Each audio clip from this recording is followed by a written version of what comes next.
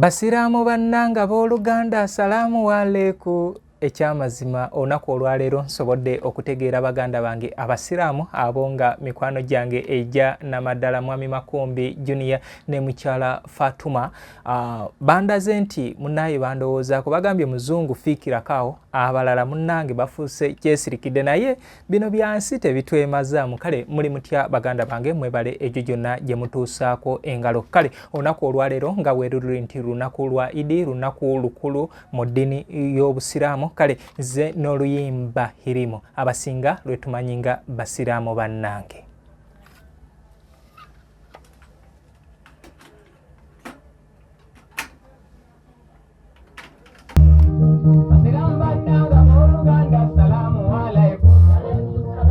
Okay, kale bantu bange, olwo lwe luyimba hirimu abasinga lwe twakazaako basiraamu bannange okuva ewa Ssaalongo Sulaiman Mayanja. Oluyimba olwo lwafuluma 1988 gye myaka 37 bukyanga lufuluma.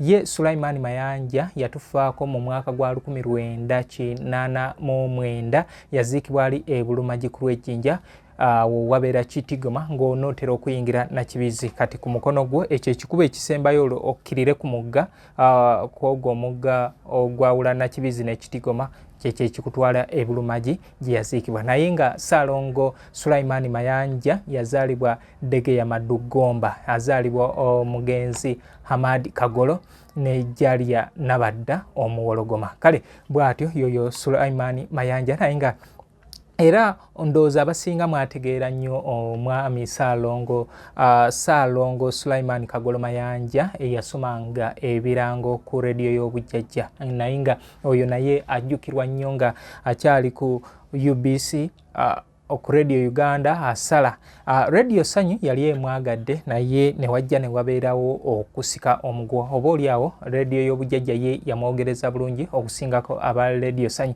Era Radio Sanyu neefulumya ekirango ng'egamba nti w'oba tolanze naffe omufuuwo ajja kuba tagenze mirembe, tajja kuwummula mirembe nga tolanze naffe. Jjukirawo Radio y'Obujjajja ng'eze n'amaanyi. Kale yoyo Sulaiman Mayanja, ono muganda we Ssaalongo Kagolo Mayanja. Kale tuli ku luyimba hirimu olwa Sulaiman Mayanja. Okay, kale Ssaalongo Sulaiman Mayanja oyo nno w'owulira ggwe ebyo ebyogerwa ku jjajja w'abayimbi Christopher Ntegese Badduka ebyokuba nti yeebika nti afudde, yali Sulaiman Mayanja ye yaleeta enteekateeka eyo ng'ayagala Obote ave ku jjajja w'abayimbi Christopher Ntegese Badduka adde mu kisaawe ky'okuyimba. Kale oluyimba nkugambye nti lwafuluma 1988 then ye n'afa mu 1989. Luno lwe luyimba olukyasinze amaanyi mu nnyimba ezoogera ku ddiini ly'Obusiraamu, naye nga ayinayo n'ennyimba endala. Era luno lwe luyimba lwe yasooka oba olwasooka mu kisa ky'ennyimba z'eddiini y'Obusiraamu okubeera nga azireetamu ebivuga ebizungu. Jjukira edda ennono yalinga y'amataali, kati ye yaleetamu zi guitars ne ziba nga zikubirwa mu luyimba olwa hirimu. Oluyimba luno yalufulumiza mu kibiina kya Entebbe Guitar Singers ekyali kikulirwa Ssaalongo Dani Mugula obudde obwo, naye nga ojja kujjukira nti ono Ssaalongo Sulaiman Mayanja okwegatta ku kibiina kino yali ava Bugonga mu ddwaliro lya Entebbe gye yali akolanga telephone operator, kubanga mu mwaka gwa 1980 Obote ng'akomyewo ekibiina mwe baali ekya Kadongo Kamu and Cultural Company kyatuuka ne kisaanawo.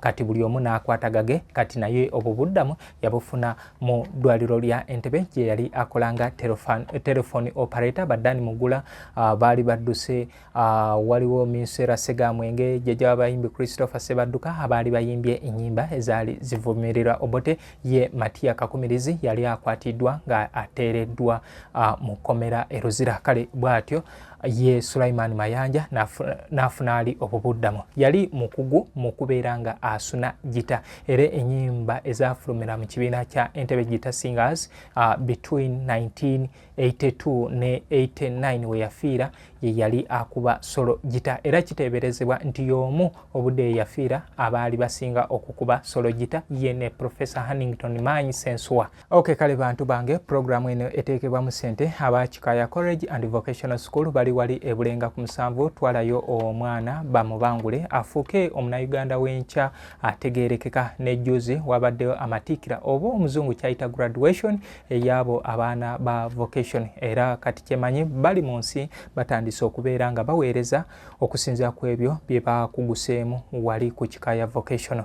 Kati Twinex International bali wali ebulaga twalayo omwana wa primary ne St. Michael Educational Center bali Kiwanga Mukono. Plan B Records eyo eriwo ku bya nnyimba kwe omuyimbi yeetaaga okubanga okwata oluyimba genda mu Plan B Records. Kati kwe yeetaaga ennyimba zino ez'akadongo kamu osobola okunsanga ekasubi ku basooka kwa Villa Stage wenkolera emirimu gyange. Bw'oba weesitudde n'ojja oluyimba nduteerako nusu 5 ntandikira ku nnyimba za 15 ku WhatsApp nduteerako nusu 10 ntandikira ku nnyimba za 15.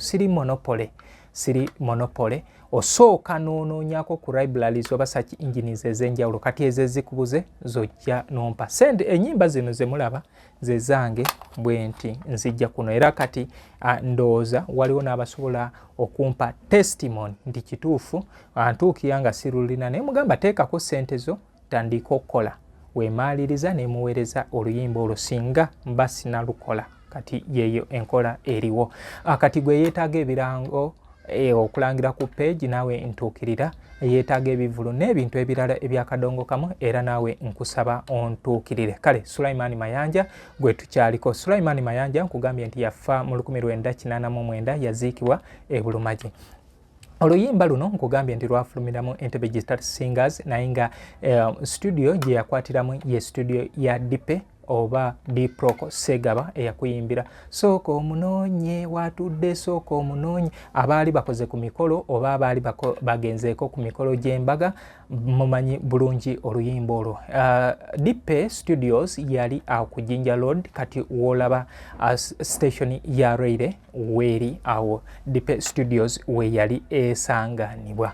Sulaiman Mayanja ajjukirwa nnyo nga omu ku bayimbi abaatunda obusiraamu nga ayita mu kuyimba ennyimba ezoogera ku ddiini ly'obusiraamu. Mu myaka gya Idi Amin Dada oluyimba lwe olwa Al-Hamadini lwawerebwa okubeera nga lukubwa mu Wambuuza. Wambuuza byebyo ebyuma ebyalingawo ebya jukebox kubanga byebyalinga mu bifo ebyali bisanyukirwamu buli wamu.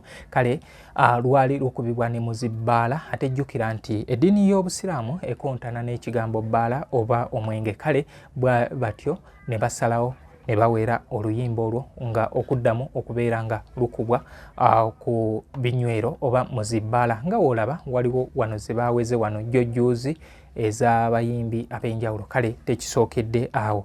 Kati oluyimba olulala lw'oyinza okujjukira ku Sulaiman Mayanja ze yayimba nga nnyimba zikwata ku ddiini y'obusiraamu mulimu ekisiibo Idi Mubaraka, Watalabani, Jala Jalal ne Al-Hamadini. Kosa ne luno lwa Hirimo ffe abasinga lwe twita basiraamu bannange ab'Oluganda. Kale bw'atyo Sulaiman Mayanja wamala okufa ekibiina kya Entebbe Digital Singers kyaddamu omukoosi kubanga yali musajja mukkakkamu mukwata mpola mu kibiina ekyo era yali agezaako okukakanya banne singa baalinga basowaganye. Kale bw'atyo wamala okufa omuyimbi jjajja w'abayimbi Christopher Ntegese Badduka yahuumulamu emirimu gya Entebbe Digital Singers. Vincent Muwonge ne mwanyina Catherine Namatovu nabo ne bavaayo, Rosemary Kakumirizi, Nowewe Kakumirizi, Nanteza ne Namazi ne bagenda ne bakola ekibiina kya Bona International. Kale ne kiddamu omukoosi awo Salongo Dani Mukula n'abanga yasigalayo n'abaana abo abaali abato be nakunyumizaako nga ba Moses Wamala, ba Hussein, ba Nansove, ba David Wadimba, ba Florence Namirimu abaali bakajja mu kibiina ekyo. Josephine Ndagire Nabitaka naye yaliyo by then. kale ekibiina ne kijjamu omukoosi bwe kityo naye nga nkugamba nti ekibiina kya Entebbe Gita Singers kyatandikibwawo Matiya Kakumirizi mu mwaka gwa 1982 nga kyajje ave mu kkomera e Luzira. Jjukira ono yasibibwa mu mwaka gwa 1980 nga bamuvunaana okubeera nga yali akolera Idi Amin Dada eyali yajjako Apollo Milton Obote. Era abayimbi bangi abaali mu kiwendo ekyo nga Filda Sonko, Grace Charles Sonko abaali bakolera gavumenti nabo baatuuka mu mbeera eno abamu ne badduka. Kale bw'atyo bw'akomawo okuva mu kkomera n'atandika ekibiina ekyo nga bakitandikira Entebbe mu Kitoro, era y'ensonga lwaki bakiyitanga Entebbe Gita Singers. Gye kyava mu Entebbe mu Kitoro eyali ekitebe kyakyo ne bakizza wano mu Old Tax Park. Naye era tekyasookera mu Old Tax Park, basooka kiteeka wano ku Cooper Complex nga wali ekitebe kyabwe. Kati awo Cooper Complex wali Mukwano Arcade, kati ne batandikirawo gye baava okudda mu Entebbe mu paaka enkadde ku Entebbe stage. Nze Muzungu David Kadongo Kamu music analyst, nkusaba nti ngoberera ku Facebook, likinga, commentinga, then ne ku TikTok era bwe gutyo. Kati ku Facebook ku YouTube nkusaba nti emboozi zino zigoberere, mpayo like, mpayo comment, sharing ne bano. Bwe tutyo bwe tugenda okubeera nga tukuza accounts zino naffe tubeere nga tuwaganya mu kisaayi kino ekya Kadongo Kamu. Nti enjawulo eri ku bintu bino ebya social media ne mainstream nti nsobola okuwa obudde obwo bwe weetaaga. Kati leero mbadde ku hirimu olwa muganda waffe ojjajja waffe mukwano gwaffe Sulaiman Mayanja.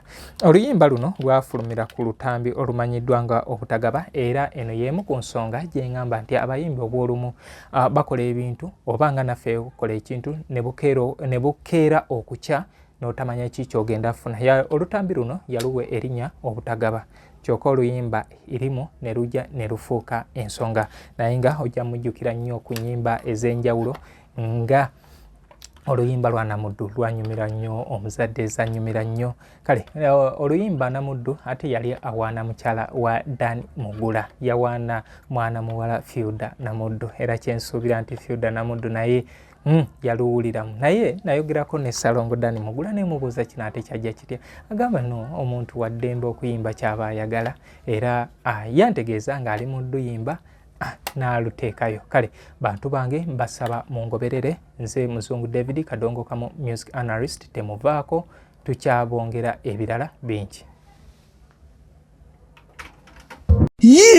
Kikaya College School, essomero eryegulidde erinnya mu kusomesa abaana ate ne bayita. Ssomero lya ddene boarding, mix y'abawala n'abalenzi, senior 1 paka senior 6. Balina library, science, kone computer labs, byonna bijjudde. Balina arts ne science subjects, co-curricular activities, kone section y'ebyemikono, omuli okusiba enviiri, okukanika n'ebirala ebigwa mu kkowe eryo. Omwana n'ava ku ssomero lino ng'ali self-contained. Kyewuunyisa, ensimbi zaabwe ze zijja mu nsawo ya buli muzadde. Basange Kikaya Bulenga, Mityana Road. Okumanya ebisingawo, noti 757 6 4 5 7.